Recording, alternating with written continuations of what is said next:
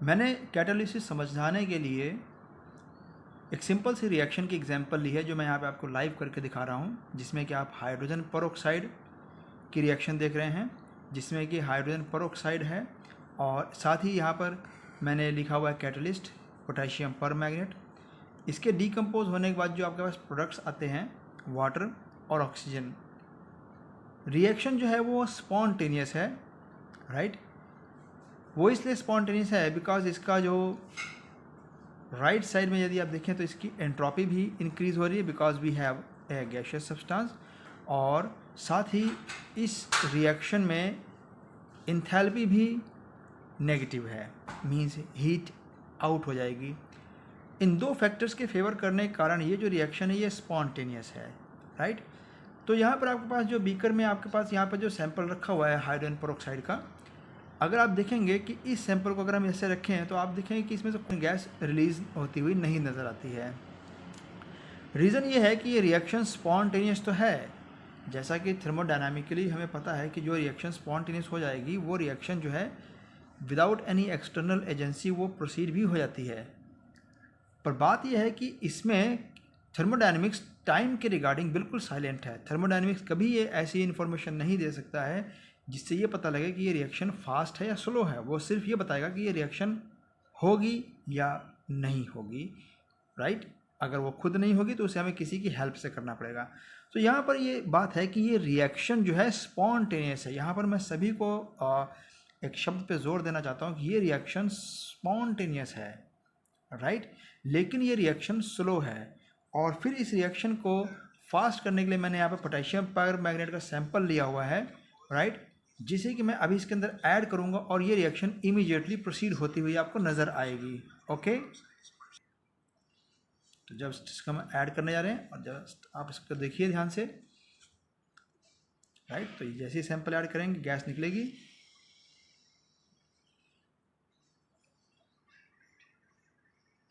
Right. तो यहाँ पर जो गैस है वो है ऑक्सीजन गैस। ओके, तो हम आज पढ़ने जा रहे हैं कैटलिस्ट। What is catalysis.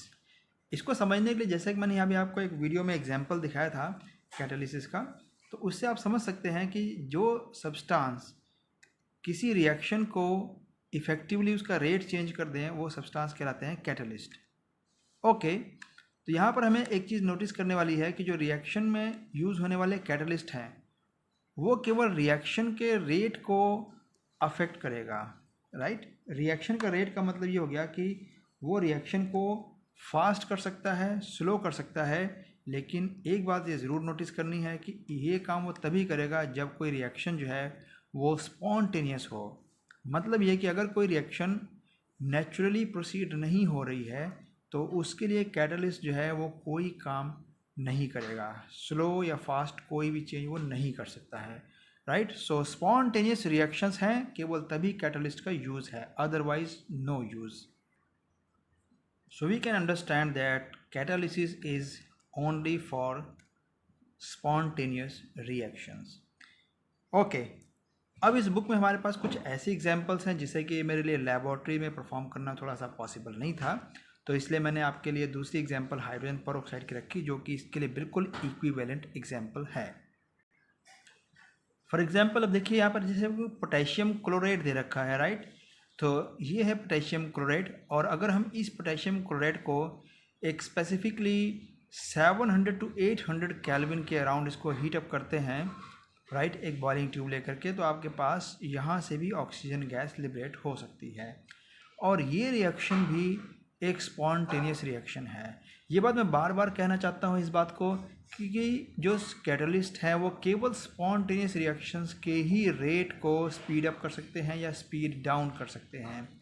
जो रिएक्शन स्पॉन्टेनियस ही नहीं है उसके लिए कैटलिस्ट कोई यूज़ का नहीं होगा, राइट। तो अब देखिए इसके लिए मुझे यूज़ करना पड़ रहा है एक सब्सटेंस जिसका नाम manganese dioxide, right, manganese dioxide.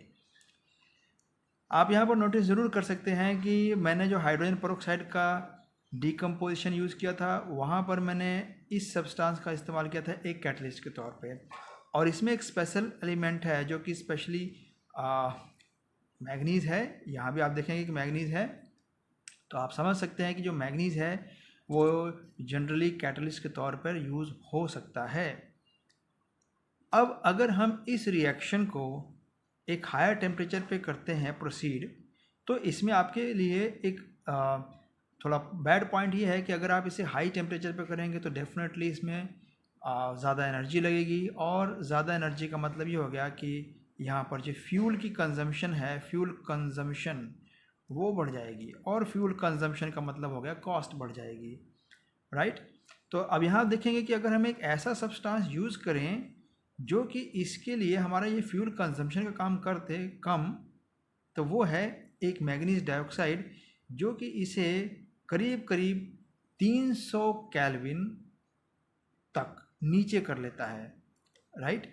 यानी कि रिएक्शन तो वही प्रोसीड होगी, लेकिन जो रिएक्शन पहले 700 केल्विन पर होती थी अब वो लोअर टेम्परेचर पर प्रोसीड हो सकती है। क्यों? क्योंकि हमने इसमें एक सब्सटेंस यूज़ किया है जिसे हम एक कैटलिस्ट के तौर पे यूज़ कर रहे हैं, राइट।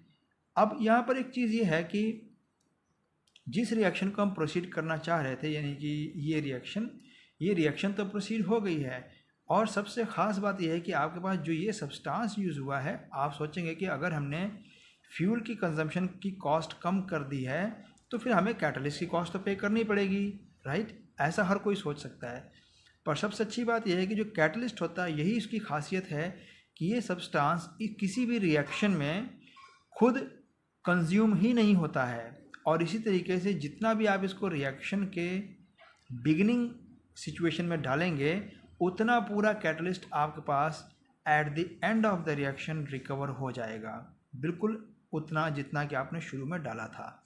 इस वजह से आप समझ सकते हैं कैटलिस्ट जो है वो रिएक्शन को केवल प्रोसीड कर रहा है, वो रिएक्शन में ना तो रिएक्टेंट का रोल प्ले कर रहा है ना वो प्रोडक्ट का रोल प्ले कर रहा है, वो बस उन रिएक्टेंट्स को रिएक्ट करके प्रोडक्ट जाने के लिए केवल हेल्प कर रहा है। और इसके अलावा केमिकल काइनेटिक्स में आपने देखा था कि जो रिएक्टेंट्स को प्रोडक्ट में जो कन्वर्ट करने के लिए जो ग्राफ हमने बनाया था, जब हम उसको कैटलिस्ट की हेल्प से करते हैं तो वो ग्राफ थोड़ा सा लोअर हो जाता है, यानी कि कैटलिस्ट जो है वो उनकी एक्टिवेशन एनर्जी को लोअर कर देता है, जिस वजह से बहुत ज़्यादा क्वांटिटी में रिएक्टेंट्स जो है वो प्रोसीड हो सकते हैं प्रोडक्ट्स के लिए। तो पॉइंट ये है कि हमारे पास ये एक ऐसा फॉरेन सब्सटेंस है जो ना तो रिएक्टेंट है, ना ही प्रोडक्ट है, ना ही ये कंज्यूम होता है, राइट। और ये सिर्फ क्या काम करेगा, ये रिएक्शन के रेट को अफेक्ट करता है। इस सब्सटेंस को हम बोलते हैं कैटलिस्ट। इस टर्म को डिफाइन करने के लिए सबसे पहले हम इन्हें समझ सकते हैं कि ये बर्जीलियस है जिन्होंने काफ़ी सारे एलिमेंट्स को इन्वेंट किया, और 1835 में ये जो शब्द है कैटलिसिस वो इन्होंने साइंटिफिक डिक्शनरी में ऐड किया, राइट। सो कैटलिस्ट क्या होता है? कैटलिस्ट एक ऐसा सब्सटेंस है जो कि रिएक्शन के रेट को अल्टर कर सकता है, राइट। बट कंडीशन क्या है कि वो खुद जो है वो केमिकली उसमें इन्वॉल्व नहीं होगा, और क्वांटिटेटिवली भी वो अनचेंज्ड बाहर आएगा रिएक्शन करने के बाद, राइट। तो इस तरह के सब्सटेंसेस को हम नाम देते हैं कि वो कैटलिस्ट है, और ये जो टोटल जो केमिकल फिनोमेना हुआ है इसे हम बोलेंगे कि ये कैटालिसिस है, राइट। इसके तरह के जो कैटलिस्ट हैं इनके फर्दर जो दो हेल्पर्स हैं जिसे हम नाम दे रहे हैं यहाँ पर प्रोमोटर्स का और पॉइजन्स का, राइट। तो शब्दों की मीनिंग से बहुत क्लियर तो हो जाता है, लेकिन फिर भी ये साइंस है तो हमें थोड़ा सा अलर्ट रहना पड़ता है। प्रोमोटर क्या होते हैं? जो प्रमोट करते हैं। यदि कोई कैटलिस्ट है, ये आप ध्यान से समझें कि जो कैटलिस्ट है, कैटलिस्ट की एक्टिविटीज़ को, यानी कि जो एक्टिविटी मीन्स कि कितना वो रिएक्शन को अफेक्ट कर रहा है, उस रिएक्शन को कैटलिस्ट के अपने खुद के जो उसका लेवल है रिएक्शन को स्पीड अप करने का, उससे भी थोड़ा सा बढ़ा देना, वो काम होता है प्रोमोटर्स का। तो प्रोमोटर वो सब्सटेंसेस हैं जो कैटलिस्ट को और एक्टिव कर देता है, जिसके कारण वही सेम रिएक्शन का जो रेट जो कैटलिस्ट को ऐड करने पर था, अब वो थोड़ा सा इन्हांस हो चुका है, राइट। तो इस तरह के जो सब्सटेंसेस होते हैं उन्हें हम नाम देते हैं प्रोमोटर का, और वहीं पर जो लोग उस कैटलिस्ट की एक्टिविटी को, राइट, उसकी एक्टिविटी को जो लोग रिड्यूस कर देंगे उसे हम नाम देते हैं पॉइजन का। तो यहाँ पर आपके पास एक एग्जांपल दे रखा है, यहाँ पर आप देखें कि हैबर्स प्रोसेस जो है बड़ा ही फेमस प्रोसेस है अमोनिया की मैन्युफैक्चरिंग के लिए। 20वीं सेंचुरी में अमोनिया की मैन्युफैक्चरिंग होती थी हैबर्स प्रोसेस के थ्रू। तो इस हैबर प्रोसेस में जो ये आयरन आपको गिवन है, आयरन आपके देखेंगे कि सॉलिड आयरन जो है ये एक कैटलिस्ट है, राइट। तो आयरन जो है वो इसमें कैटलिस्ट का काम कर रहा है, और साथ ही आप देखेंगे कि यहाँ पे मॉलिबेडिनम है जो कि इसमें प्रोमोटर का काम कर रहा है, राइट। तो प्रोमोटर जो है कभी भी बिना कैटलिस्ट के काम नहीं करता, ये बात आप नोटिस करना, कहीं ऐसा ना सोचना कि हम केवल प्रोमोटर ही ऐड कर दें कैटलिस्ट के बिना। तो कैटलिस्ट के बिना प्रोमोटर जो है वो यूजलेस है, राइट। सो कैटलिस्ट जो है वो क्या काम करता है, केवल वो एक लोअर एनर्जी पाथ बना देता है, राइट। और प्रोमोटर क्या करता है, प्रोमोटर कैटलिस्ट के उन वेकेंट साइट्स को और बढ़ाने का काम करता है जिस पर वो रिएक्टेंट्स अटैच होते हैं। इसके लिए हमने केमिकल काइनेटिक्स में कैटलिस्ट का मैकेनिज्म भी देखा था, राइट। तो इन साइट्स को वेकेंट करने का काम कौन करता है, प्रोमोटर्स। तो इसीलिए ये रिएक्शन के रेट को इंक्रीज कर देते हैं ताकि रिएक्टेंट फर्दर उस वेकेंट साइट पर आकर अटैच हो सकें। इसी के उल्ट जो प्रोमोटर्स के अलावा जो दूसरे हमारे पास इसमें सब्सटेंसेस जिनको हमने नाम दिया पॉइजन का, पॉइजन्स क्या काम करेंगे आप समझ सकते हैं कि वो इन्हीं वेकेंट साइट्स को ब्लॉक करने का काम करते हैं ताकि रिएक्टेंट उन पर कम से कम अटैच हों, और इस तरीके से वो रेट को थोड़ा स्लो कर देते हैं। रेट को फास्ट या स्लो करना वो हमारे एक्सपेरिमेंटल कंडीशंस की नीड के अकॉर्डिंग होता है, राइट। तो पॉइजन्स वो सब्सटेंसेस होते हैं जो रिएक्शन के रेट को स्लो कर देते हैं by blocking the active sites on the surface of the catalyst, right. और अभी मेरे पास यहाँ पर फिलहाल के लिए मैंने आपके सामने 3 एग्जांपल्स रखी हुई हैं, राइट। एक तो एग्जांपल मैंने इसमें दे रखा था जो हाइड्रोजन पेरोक्साइड का, कि हाइड्रोजन पेरोक्साइड से आपके पास वाटर बन जाता है और प्लस ऑक्सीजन गैस निकल आता है, और यहाँ पर मैंने रखा था KMnO4 as a catalyst, okay. और दूसरी एग्जांपल आपके पास यहाँ पर दिखाई जा रही है जिसमें कि नाइट्रोजन है, हाइड्रोजन है, और ये कंबाइन होकर के अमोनिया गैस बन रहे हैं, और इसमें कैटलिस्ट है आयरन, और मॉलिबेडिनम इसमें प्रोमोटर है। तो इस तरह के सिचुएशंस में अगर हम ध्यान से देखें तो आपके पास जो रिएक्टेंट्स हैं, प्रोडक्ट्स हैं और जो कैटलिस्ट्स हैं, उनका जो फेज़ है वो डिफरेंट है। आप फेज़ को कन्फ्यूजनली फिज़िकल स्टेट एज्यूम कर सकते हैं, बट फिज़िकल स्टेट और फेज़ जो है वो एंटायरली डिफरेंट चीज़ें हैं। तो यहाँ पर आप देखेंगे कि जो फेज़ है वो फेज़ मैं इसलिए वर्ड यूज़ कर रहा हूँ बिकॉज यहाँ पर जो नाइट्रोजन है वो और हाइड्रोजन है वो और अमोनिया है वो गैस,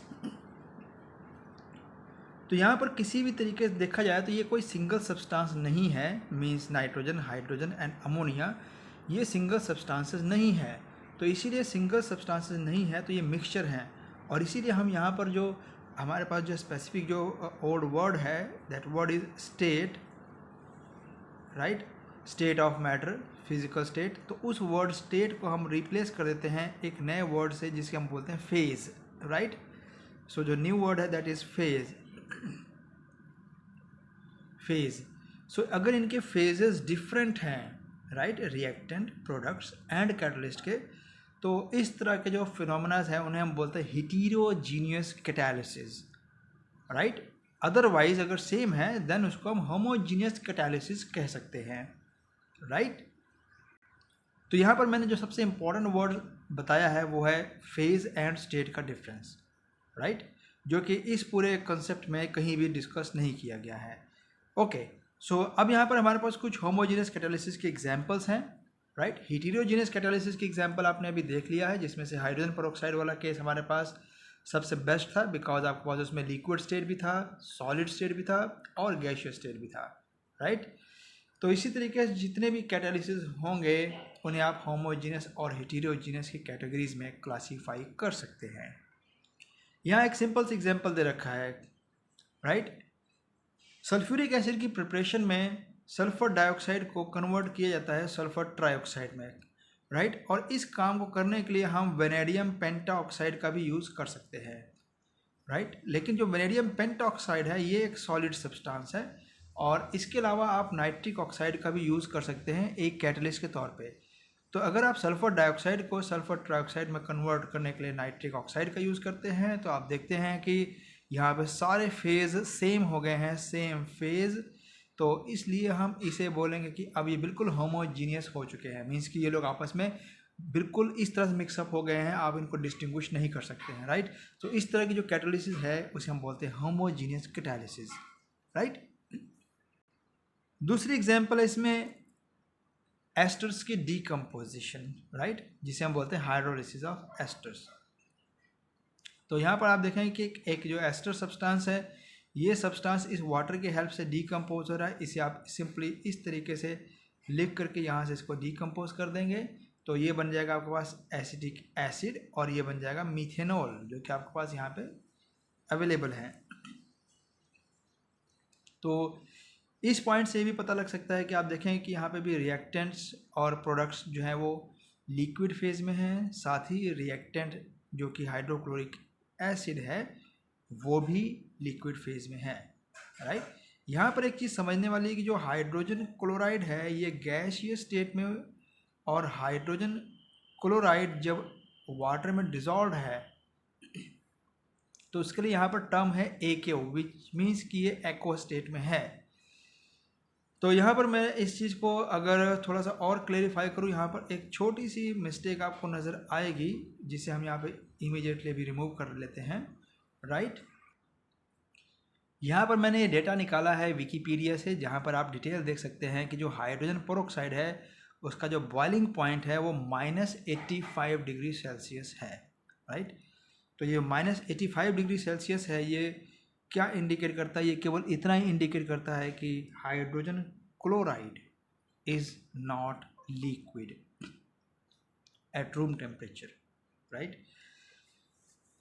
तो यहाँ पर हमें इस बात को समझना होगा कि अगर ये रूम टेम्परेचर पर लिक्विड नहीं है देन यहाँ पर हाइड्रोजन क्लोराइड को HCl लिक्विड क्यों लिखा गया, राइट।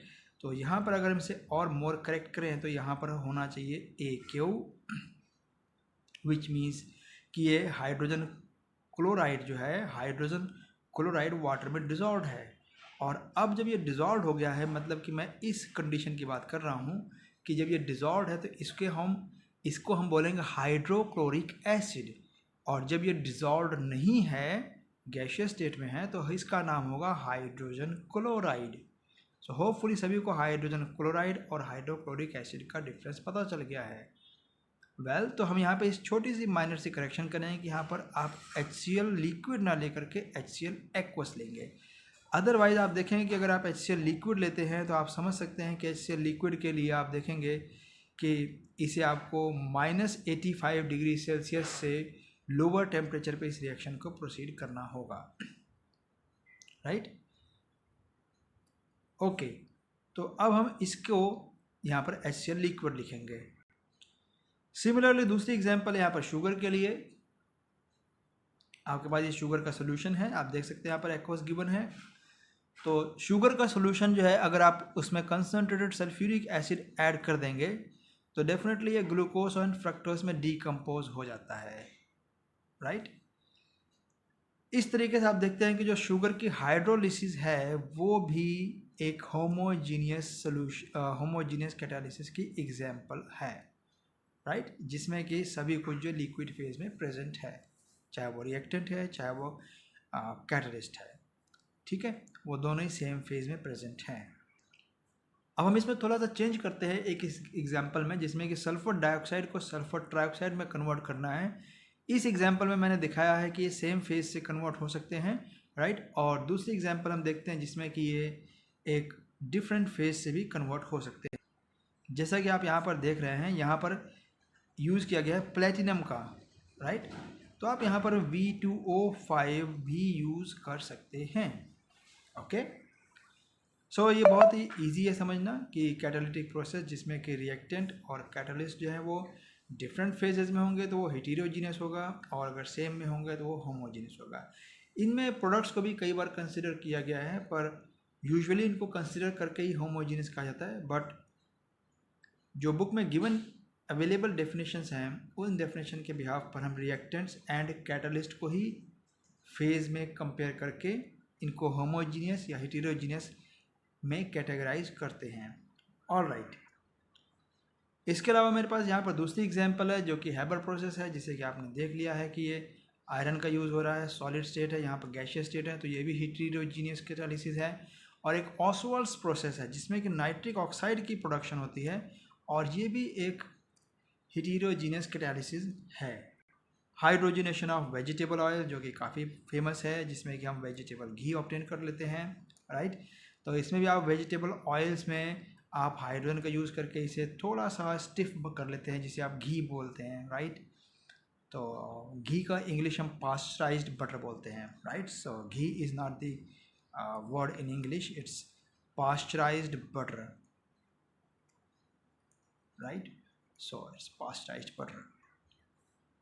तो अब इस कैटलिस्ट की एक्टिविटीज़ को यानी कैटालिसिस को समझने के लिए इसके पीछे क्या थ्योरीज हैं जो साइंटिफिकली प्रूवन है और जो इसके लिए सही एक्सप्लेनेशन दे सकती हैं। तो उसके पीछे करीब 3 मेन थ्योरीज हैं, राइट। जिसमें से कि हमारे पास सबसे इम्पॉर्टेंट थ्योरी जो आपके इस बुक में सिलेबस में अवेलेबल है इस चैप्टर में, वो है हेटेरोजीनियस कैटालिसिस की एडजॉर्प्शन थ्योरी। एडजॉर्प्शन थ्योरी भी एक ओल्ड एडजॉर्प्शन थ्योरी है, और यहाँ पर जो आप पढ़ रहे हैं वो है मॉडर्न एडजॉर्प्शन थ्योरी, राइट। इन 2 थ्योरीज के पहले मैं आपको कुछ और भी थ्योरीज दिखाता हूँ जो कि हमने प्रीवियस चैप्टर में पढ़ा हुआ है। केमिकल काइनेटिक्स में ये ग्राफ आपने ज़रूर देखा होगा, जिसमें कि यहाँ पर आपके पास कुछ रिएक्टेंट्स थे और ये हाइड्रोजन क्लोराइड से रिएक्ट करते थे, और उसके बाद फिर ये एक यहाँ पर कार्बोकेटायन बन जाता था, राइट। और फाइनली ये ग्राफ इस तरीके से लोअर डाउन होता था। मैंने यहाँ पर इस पॉइंट को यहाँ पर शो किया था कि जो ये डिप है, इस डिप में एक इंटरमीडिएट सब्सटेंस बन जाता है जिसका लाइफ टाइम शॉर्ट होता है। तो ये रिएक्टेंट है, ये प्रोडक्ट्स है, और यहाँ पर एक इंटरमीडिएट होता है। इस तरह की जो थ्योरीज हैं इसको हम नाम देते हैं simply the intermediate theory of catalysis. That's all, this is what is intermediate theory is, right. जिसके अकॉर्डिंग कि जो कैटलिस्ट है वो रिएक्टेंट के साथ मिल करके एक इंटरमीडिएट कॉम्प्लेक्स बनाता है, और उसके बाद फिर वो इंटरमीडिएट ब्रेक डाउन होकर के फर्दर रिएक्टेंट्स में कन्वर्ट हो जाता है। That was the intermediate theory. एक थ्योरी है इसके साथ की ट्रांजिशन स्टेट थ्योरी, राइट। जिसे कि आप यहाँ पर स्क्रीन पर देख सकते हैं कि ये ट्रांजिशन स्टेट थ्योरी का मतलब ये होता है कि आपके पास एक ए है, एक बी है, एक सी है, राइट। बी और सी में बॉन्ड्स हैं। आप ए को एज्यूम कर सकते हैं कि ए सपोज कैटलिस्ट है, तो ए बी और सी में एक इस तरीके का सिचुएशन आ जाता है जिस सिचुएशन को हम बोलते हैं ट्रांजिशन स्टेट, राइट। तो यहाँ पर जो आपके पास नज़र आ रहा है ये है ट्रांजिशन स्टेट, राइट। और इस तरह की जो थ्योरीज हैं जिसमें कि हम ये एज्यूम कर रहे हैं कि जो कैटलिस्ट है वो रिएक्टेंट के साथ मिल करके एक ऐसी सिचुएशन क्रिएट कर लेता है जिसमें कि रिएक्टेंट के आपस के बॉन्ड भी ब्रेक डाउन हो जाए और कैटलिस्ट से भी बॉन्ड प्रॉपरली बन ना पाए, राइट। तो वो एक ऐसी स्टेट हो जाती है, और यहाँ पर जो चेंज है उसी चेंज के लिए ही हमने ये वर्ड यूज़ किया है transition state. State means condition, transition means change. So it's a changing state, changing from reactant to the products, right. So ये इसकी सिचुएशन है। तो ये 2 थ्योरीज बड़ी ही सिंपल है। एक थ्योरी ये कहती है कि इसमें कुछ इंटरमीडिएट्स बनेंगे जैसे कि आप ऑर्गेनिक के केमिस्ट्री में देखेंगे। दूसरी थ्योरी है वो कहती है कि इसमें ट्रांजिशन स्टेट्स बन जाते हैं, और ये भी आप ऑर्गेनिक केमिस्ट्री में करेंगे। इन दोनों के ही थ्योरेटिकल एक्सप्लेनेशंस हैं और कुछ इनके एविडेंसेस भी हमारे पास अवेलेबल हैं। अब जो सरफेस केमिस्ट्री में आपके पास थ्योरी है जिसके ऊपर डिस्कशन है वो थ्योरी है मेनली हेटेरोजीनियस थ्योरी, जिसमें कि हम हेटेरोजीनियस कैटलिस्ट को अगर हम यूज़ करते हैं तो वो कैसे काम करता है उसके ऊपर बेस्ड है, राइट। अब जो मेरे पास मॉडर्न एडजॉर्प्शन थ्योरी है हम उसे समझते हैं। इसमें इस एनिमेशन में आपके पास ये कुछ वाइट बॉल्स दिखा रहे हैं जो कि एक सरफेस रिप्रेजेंट किया जा रहा है, और हर एक जो इसका टिप है वो एक तरह की वेकेंट साइट रिप्रेजेंट करता है। जैसा कि मैंने सरफेस केमिस्ट्री की शुरुआत में सरफेस की डेफिनेशन बनाई थी कि surface is a collection of large number of vacancies और वैलेंसीज, राइट। तो आपके पास यहाँ पर लार्ज नंबर ऑफ वैकेंसीज हैं, राइट, जिसके ऊपर कि ये पार्टिकल जो हैं वो एडजॉर्ब हो जाएंगे।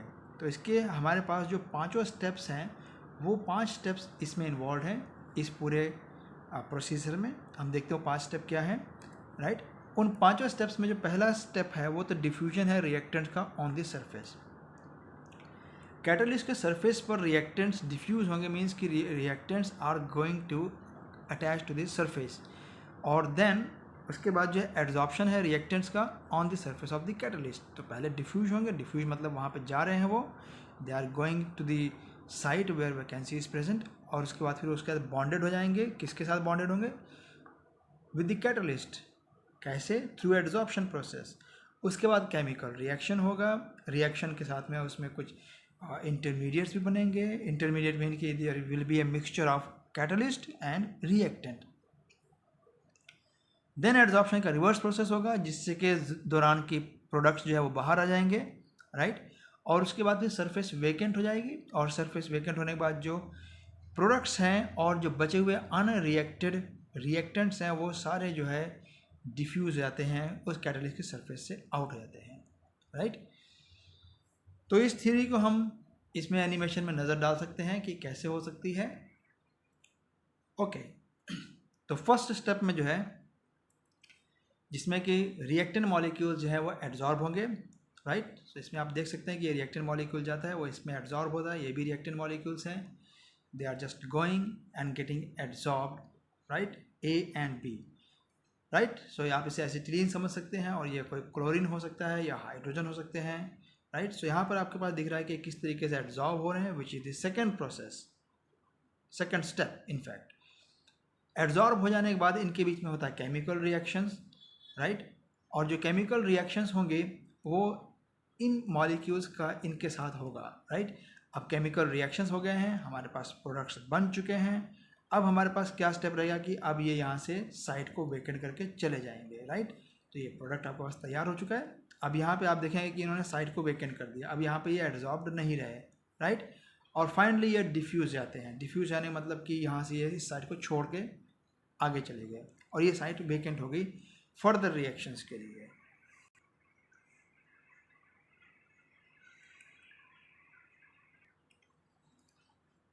तो इस थ्योरी का एक ही ड्रॉबैक है, और वो ये ड्रॉबैक है कि जो हमने पीछे प्रमोटर्स और पॉइजन्स के बारे में छोटी सी डिस्कशन की थी, ये थ्योरी उनकी एक्सप्लेनेशन नहीं कर सकती है, राइट। इस थ्योरी का सबसे बेस्ट पॉइंट ये है कि ये थ्योरी ये बता पाता है कि क्यों एक स्मॉल अमाउंट ही कैटलिस्ट का काफ़ी होता है किसी रिएक्शन को प्रोसीड करने का। और उसका रीज़न बहुत ही सिंपल है कि जब भी रिएक्शन प्रोसीड होती है प्रोडक्ट्स बन जाते हैं, तो वो प्रोडक्ट्स जो हैं जैसे ही उस सरफेस को वेकेंट कर देते हैं, तो वही साइट्स बार बार रीयूज़ होती रहती है, जिस वजह से हम ये समझ सकते हैं कि एक बहुत ही स्मॉल अमाउंट ऑफ कैटलिस्ट जो है वो एक बहुत ही लार्ज अमाउंट ऑफ रिएक्टेंट को प्रोडक्ट्स में कन्वर्ट करने में कामयाब हो जाता है, राइट। तो ये यहाँ पर इस जगह पे बुक में इस पांचों पॉइंट्स को दे रखा है कि पहले डिफ्यूजन होगा, देन एड्जॉर्प्शन, फिर रिएक्शन होगा, then desorption, and then again diffusion of the reaction products, जिसमें से कि प्रोडक्ट्स बाहर हो जाएंगे, राइट। ओके, सो इस थ्योरी के कारण हमें ये भी पता चल जाता है कि वाई कैटलिस्ट रिमेन्स अनचेंज, जैसे मैंने अभी आपको बताया है, राइट। इसी चीज़ को हम अगर पिक्टोरियली रिप्रेजेंट करें अपनी नोटबुक पे, बिकॉज हम लोग एनिमेशंस को एग्जाम में नहीं ड्रॉ करने जाते हैं, तो यहाँ पर आप देखेंगे कि यहाँ पे जितने भी सर्कल्स हैं ये सभी वेकेंट साइट्स को रिप्रेजेंट कर रहे हैं, राइट। कैटलिस्ट के ऊपर ये वेकेंट साइट्स है। Vacant sites is just basically A valency. यहाँ पर आपके पास ए और बी रिएक्टिंग मॉलिक्यूल्स है जो इनके साथ आप देखते हैं कंबाइन हो जाते हैं। यहाँ पर आप देखेंगे कंबाइन हो चुके हैं, देन ए और बी में बॉन्डिंग हो गई फर्दर, और जैसे ही इनके बीच में बॉन्डिंग हो जाती है ये प्रोडक्ट्स बन जाते हैं, then they leave this site leaving the catalyst for reusable, right. So ये है इसका कंप्लीट थ्योरी। और यहाँ पर आपके पास एक और भी चीज़ शो किया जा रहा है कि ये है एक इंटरमीडिएट, राइट, जो कि कैटलिस्ट और रिएक्टेंट से मिलके बनता है, राइट। तो इस थ्योरी का एक ही ड्रॉबैक है कि इस थ्योरी में प्रोमोटर्स और पॉइजन्स इसकी एक्सप्लेनेशन नहीं है, क्योंकि इस पूरे पिक्चर में आप देखते हैं कि कैटलिस्ट ही रिएक्टेंट के साथ कंबाइन हो रहा है, तो इसमें प्रोमोटर्स और पॉइजन्स का रोल कहाँ पर है, राइट। तो वो इस थ्योरी में एक्सप्लेन नहीं होता है। सो अब हम इस थ्योरी के बाद इस तरह के जो सॉलिड कैटलिस्ट हैं उनके कुछ इंपॉर्टेंट फीचर्स डिस्कस कर रहे हैं, जिसमें कि सबसे पहला फीचर है एक्टिविटी का और एक दूसरा फीचर है सेलेक्टिविटी का, राइट। तो ये बड़ी ही काम की चीज़ है। तो आप देखेंगे कि एक्टिविटी का मतलब सिर्फ ये हो गया कि आपके पास जो कैटलिस्ट है वो रिएक्शन को कितना ज़्यादा एक्टिवेट कर सकता है, राइट। तो ये चीज़ें इस बात पे डिपेंड करती है कि कैटलिस्ट के पास कितनी एक्टिव साइट्स अवेलेबल हैं, राइट। जितनी ज़्यादा उसके पास एक्टिव साइट्स अवेलेबल होंगे वो उतना ही ज़्यादा वो एक्टिवली काम कर सकता है, राइट। सो इस तरीके से जो एक्टिविटी है वो इस बात पे डिपेंड करती है कि कैटलिस्ट के पास कितनी साइट्स वेकेंट है। इस बात को हम इस एग्जांपल से समझ सकते हैं। एक जो रिएक्शन है हाइड्रोजिनेशन रिएक्शन है, राइट। तो हाइड्रोजिनेशन रिएक्शन में जो कैटालिटिक एक्टिविटीज़ हैं वो ग्रुप 5 से ग्रुप 11 तक इंक्रीज होती है, राइट। और उसमें से जो मैक्सिमम एक्टिविटी है वो ग्रुप 7 to 9 में शो हो सकता है, राइट। हम एक्टिविटी को यहाँ पर गिवन एग्जांपल से समझ सकते हैं। ये बात बड़ी ही कॉमन है कि अगर आप किसी को भी क्वेश्चन पूछते हैं कि हाइड्रोजन और ऑक्सीजन की रिएक्शन से क्या प्रोडक्ट्स बनेगा, तो इसका आंसर आता है कि हाइड्रोजन और ऑक्सीजन की रिएक्शन से वाटर प्रोडक्ट बन सकता है। लेकिन क्या आप जानते हैं कि आप हाइड्रोजन और ऑक्सीजन को हम सेम सिलेंडर में इसको इनडेफिनेट टाइम के लिए रख सकते हैं स्टोर करके, राइट, बिना किसी केमिकल रिएक्शन के। वाई? बिकॉज हाइड्रोजन और ऑक्सीजन दोनों ही गैसेज हैं और ये इस तरीके से जब इनकी आपस की मोशन होती है तो ये इस मोशन में इन्हें नहीं पता कि किसके साथ कंबाइन करना है, राइट। और इन्हें कॉम्बिनेशन के लिए एक प्रॉपर साइट की ज़रूरत पड़ती है जो कि यहाँ पर अवेलेबल नहीं होती है, जिसे कि आप अवेलेबल करवा सकते हैं अगर आपके पास एक कैटलिस्ट अवेलेबल है तो यहाँ पर आप देख सकते हैं कि जो रिएक्शन बिल्कुल प्रोसीड नहीं हो रही थी उस रिएक्शन को एक्टिवली प्रोसीड कर दिया गया है with the help of a catalyst.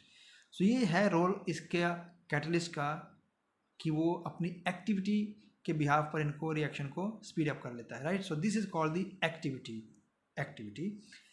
अब हमारे पास एक दूसरी एग्जांपल है selectivity is little bit easier, but इसकी थ्योरी आपके पास यहाँ पर अवेलेबल नहीं है। सो यहाँ पर सेलेक्टिविटी को समझना बहुत ही ईजी है और वो ये है कि अगर आप इस साइड देखें यहाँ पर आपके पास 3 एग्जाम्पल्स हैं और हर एग्जाम्पल में रिएक्टेंट सेम है, लेकिन आपके पास हर बार प्रोडक्ट्स डिफरेंट हैं, साथ ही कैटलिस्ट भी डिफरेंट है आपके पास। तो इससे आप समझ सकते हैं कि अगर आप कार्बन मोनोऑक्साइड को हाइड्रोजन से कंबाइन करते हैं तो आपके पास क्वेश्चन आएगा व्हाट प्रोडक्ट यू वांट। अगर आप चाहते हैं कि आपके पास फॉर्मल्डिहाइड आ जाए then you have to use the copper as a catalyst. अगर आपको methane gas and water gas चाहिए then you need to use the nickel as a catalyst. Otherwise zinc and chromium के ऑक्साइड यूज करेंगे तो आपके पास methanol आ सकता है, right. तो ये एक ऐसी प्रॉपर्टी है कैटलिस्ट की जिसमें कि आप सेलेक्टिव प्रोडक्ट्स को ऑब्टेन कर सकते हैं from the same reactant by selecting the catalyst, right. So this is the ability of a catalyst to direct a reactant into a specific product which is known as the selectivity। इसका ये साफ meaning निकलता है कि एक substance जो किसी के लिए कैटलिस्ट है वो ज़रूरी नहीं है कि दूसरे के लिए भी वो कैटलिस्ट बने, राइट। तो इस तरीके से वो सेलेक्टिवली रिजल्ट दे सकते हैं। शेप सेलेक्टिव कैटालिसिस, राइट, ये थोड़ा सा कॉम्प्लेक्स लगता है, राइट। तो शेप सेलेक्टिव कैटालिसिस क्या होती है? शेप सेलेक्टिव कैटालिसिस वो है जिसमें कैटालिस्ट जो है वो रिएक्टेंट के शेप के बिहाफ पर अपनी प्रॉपर्टीज़ को चेंज कर सकता है या शो कर सकता है, राइट। तो एक स्पेसिफिक रिएक्टेंट के लिए वो कैटालिस्ट काम करेगा।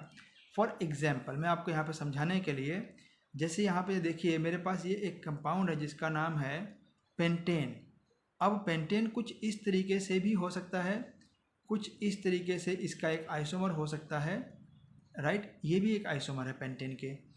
तो पेंटेन के तीनों आइसोमर्स में आप देखेंगे कि इनके मॉलिक्यूलर जो शेप्स हैं वो डिफरेंट हैं। जैसे ये लीनियर है, ये लिटिल बिट ब्रांच्ड है और ये कम्प्लीटली टेट्राहीड्रल है। तो इस तरीके से जो इनके डिफरेंट शेप्स है उसके बिहाफ पर रिएक्शन होती है, राइट।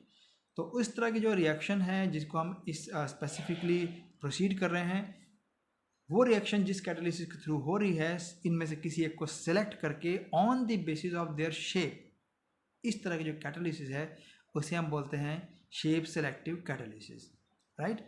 तो डिपेंड किस पे करता है? ये डिपेंड करता है कैटालिस्ट के ऊपर। तो इस तरह के जो स्पेशल कैटालिस्ट है उन्हें हम बोलते हैं जियोलाइट्स, राइट। तो उसको नाम देते हैं हम जियोलाइट्स। तो zeolite is just means boiling stones. आप यहाँ देख सकते हैं कि ये जियोलाइट है, राइट। ये स्टोन्स हैं आपके पास बेसिकली शेप्स में, तो इसे हम नाम दे रहे हैं जियोलाइट का, right, which is natural zeolite. Okay, और आपको इन जियोलाइट्स में, जैसे कि यहाँ पे सिलिकेट्स का एक बना के दिखाया हुआ है जियोलाइट, आप देख सकते हैं यहाँ पे सिलिकेट एक यूनिट शो किया हुआ है, जिसको इस ये टेट्राहेड्रल फिगर से शो किया गया है, और इस फिगर से कंपोज होकर के ये छोटा सा स्मॉलर यूनिट बना है, और यहाँ पर आपको एक बिगर यूनिट शो किया हुआ है। तो आप देखेंगे कि इसमें स्मॉल पोर्स होते हैं जो कि आपको यहाँ पर बिग वाइट स्पेस में नज़र आ रहे हैं, राइट। ये छोटे छोटे पोर्स होते हैं इसके अंदर। ओके, इन्हीं पोर्स के बिहाफ पर जो है ये जियोलाइट काम करता है। तो यहाँ पर एक और भी जियोलाइट है जिसको यहाँ पे नेट्रोलाइट बोला गया है, ये पोलैंड में मिला है माइनिंग के दौरान। लेकिन अब हमारे पास 200-250 से भी ज़्यादा वैरायटी के जियोलाइट्स हैं जिसके ऊपर आज भी रिसर्च हो रही है, और आज भी नए नए जियोलाइट्स जो है बनाए जा रहे हैं, राइट। तो हम इसको एक एनिमेशन के थ्रू समझते हैं कि जियोलाइट्स काम कैसे करता है। तो आप यहाँ पर नोटिस कर सकते हैं कि यहाँ पर ये टाइनी वाटर मॉलिक्यूल्स इसमें जो ट्रैप्ड हुए पड़े हैं इन होल्स में, इन पोर्स में, यही हैं जो इनके लिए साइड का काम करते हैं। तो जिनके पास ये टाइनी होल्स हैं जिसमें एक वाटर ट्रैप्ड है, राइट, उन वाटर को हम पहले रिमूव कर देंगे, और रिमूव करने के लिए सिंपल प्रोसेस है, आपने इसको जस्ट हीट अप करना है, और वाटर रिमूव हो जाने के बाद ये साइड्स वेकेंट हो जाती हैं, राइट। यहाँ पर इसका एक जनरलाइज्ड फार्मूला दे रखा है जिसमें कि एल्यूमिनियम और सिलिकॉन के सिलिकेट्स दिए हुए हैं, राइट। और इन जियोलाइट्स में यहाँ पर जो मेटल है वो एक सिंगल वैलेंस्ड केटायन हो सकता है, डबली वैलेंस केटायन हो सकता है, राइट। इस एग्जाम्पल में आपको साफ तौर पर दिखाया जा रहा है कि जिस तरीके से आप देख सकते हैं कि ये सिलिकॉन है और ऑक्सीजन का सिलिकेट बना हुआ है, राइट, जिसमें कि यहाँ पर एल्यूमिनियम एम्बेडेड हो जाते हैं वो इन बिटवीन, तो ये बन जाता है सिलिकॉन एल्यूमिनियम ऑक्साइड, राइट। और इस तरीके से ये आपके पास बनता है एक जियोलाइट, राइट, जिसके अंदर क्या आपके पास वाटर मॉलिक्यूल्स ट्रैप्ड हैं, और इन वाटर मॉलिक्यूल्स को हमें रिमूव करना है, राइट। तो ये इन सभी जगहों पर, रिवर बेड्स में, इन जगहों पे ऐसे मिल जाते हैं हमें जियोलाइट्स। ओके, तो अब ये काम कैसे करता है, हम इसको पहले इसमें जो वाटर ट्रैप्ड है पहले हम उसे रिमूव करेंगे, तो उसके लिए हम वैक्यूम पंप का यूज़ कर सकते हैं, राइट। तो आप देखें कि जिस तरीके से वाटर इसमें से रिमूव हो जाते हैं, एक्सपेल आउट हो जाते हैं, और ये साइड्स जो हैं वो वेकेंट हो जाती हैं। वेकेंट होने के बाद ये रिएक्टेंट्स के लिए अवेलेबल हो जाती हैं ताकि रिएक्टेंट्स इसमें ट्रैप हो सके, लेकिन वो स्पेसिफिक रिएक्टेंट्स, सारे रिएक्टेंट्स नहीं। जिनकी शेप इस साइड से मैच करेगी केवल वही रिएक्टेंट इसमें ट्रैप हो सकते हैं, सारे नहीं इसमें ट्रैप हो सकते हैं, और फिर वो प्रोडक्ट बन सकते हैं। जो हमें बुक में अवेलेबल जियोलाइट है वो है ZSM5, zeolite sieve of molecular porosity 5, right. और जियोलाइट के यहाँ पर 3 यूजेस मेन हैं, एक तो ये वाटर प्यूरिफिकेशन में, राइट, और वाटर प्यूरिफिकेशन के अलावा ये पेट्रोलियम में यूज़ हो सकता है क्रैकिंग के प्रोसेस के लिए, इसके अलावा ये मेडिसिन में यूज़ हो सकता है, राइट। पर इनके यूजेस हमारे पास नहीं है कि हम इनको किस तरीके से फर्दर आगे डिफाइन करेंगे कि यूज़ कैसे होते हैं, राइट। तो water purification, softening, medicinal industries, या फिर पेट्रोलियम की क्रैकिंग के लिए। पेट्रोलियम की क्रैकिंग आपने +1 के ऑर्गेनिक में भी पढ़ा हुआ है, राइट। तो यहाँ पर आपके पास चीज़ नोटिस करने वाली है, यहाँ पर लिखा हुआ है ZSM5। तो Z stands for zeolite, S stand for sieve, sieve माने जाली, M stands for molecular porosity, and 5 is the measurement of that porous size, right, and H stands for the hydrogen, right। So ये है इसका complete concept कि ये है zeolites, all right।